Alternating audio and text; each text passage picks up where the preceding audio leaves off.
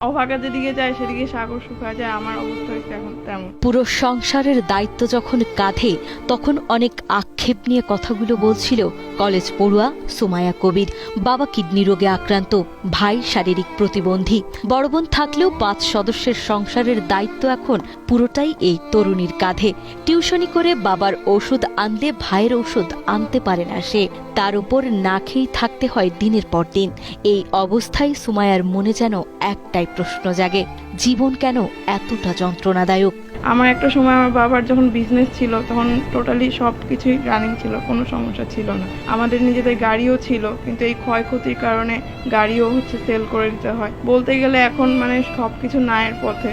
এখন আমার একার পক্ষে আমি মাত্র কয়েকটা টিউশন করে আমার সব কিছু এভাবে একসাথে সামাল দেওয়া টোটালি অসম্ভব। তো এই মেয়ে টিউশন করে কয় পয়সা পায়, ছেলের চিকিৎসা করতে পারে না, বাপেরও চিকিৎসা করতে পারে না। টিউশনের টাকা পাইলে এক সপ্তাহ ওষুধ আনলে আরেক সপ্তাহ আনতে পারে না। সুমাইয়ার বাবা 56 বছর বয়সী রাকিবুল কবির একসময় সফল ব্যবসায়ী ছিলেন।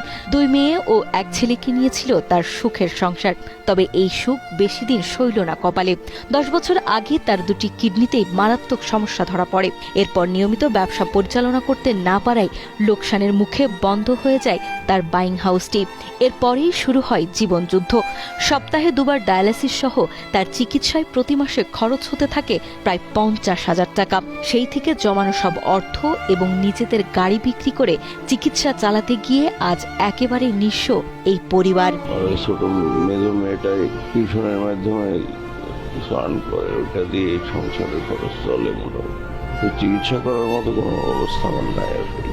টাকা পয়সা জমানো ছিল, ওইগুলা খরচ শেষ হয়ে গেছে।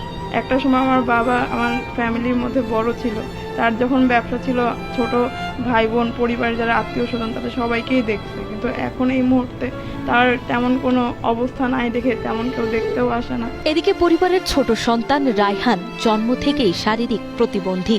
গত বছর ডেঙ্গু আক্রান্ত হওয়ার পর এখন তার কিডনি নষ্ট হতে শুরু করেছে। তার চিকিৎসাতেই প্রতি মাসে প্রয়োজন প্রায় 25,000 টাকা।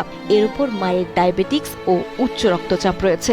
ফলে 3 জনের চিকিৎসা ও সংসারের পুরো চাপ এখন 3য় বর্ষের ছাত্রী সুমাইয়ার উপর। ছেলেটাকে কিছু করতে পারি না, ঠিক মতো খাওয়াইতে পারি না।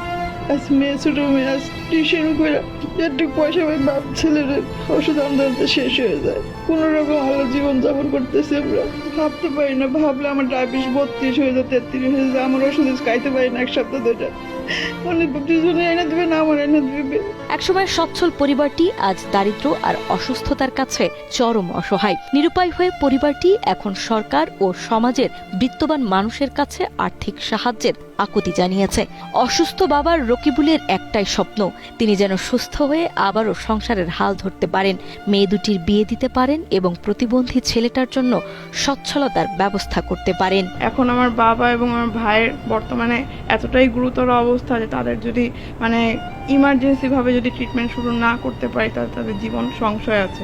ডাক্তার অলরেডি বলে দিছে। সরকারের কাছেও আমার একটা মানবিক আবেদন, একটু যদি দৃষ্টি আকর্ষণ করে বা যেসব এনজিও আছে বেসরকারি খাতেও যদি একটু আমাদেরকে সাহায্য করে তাহলে হয়তো বা আমার বাবা এবং ভাইকে আমি পুরো পরিবার সহ একটু ভালোভাবে আমি চিকিৎসা করাতে পারবো। এটার জন্য আমি সবার কাছেই করি যে আমার বাচ্চাটা স্বামীটা যেন বাঁচাতে পারে, সবাই যেন আমাকে একটু করে সাহায্য সুবিধা করে।